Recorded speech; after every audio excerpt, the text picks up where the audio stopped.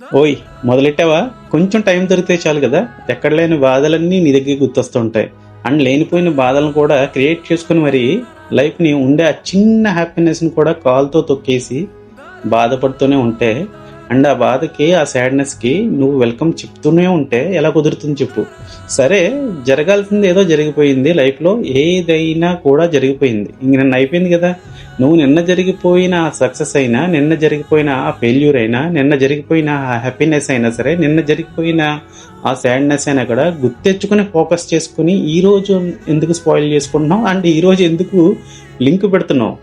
నీకు తెలుసా, everyday is a new start.